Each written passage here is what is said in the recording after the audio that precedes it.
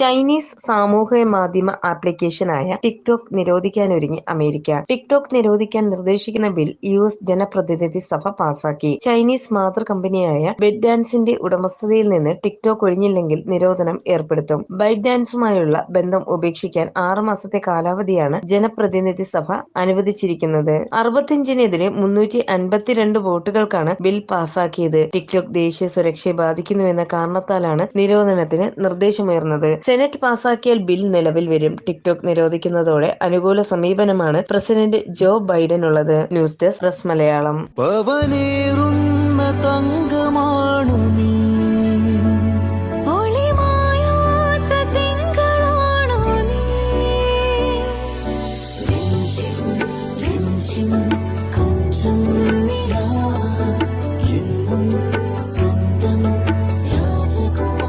Be a Rajakumari.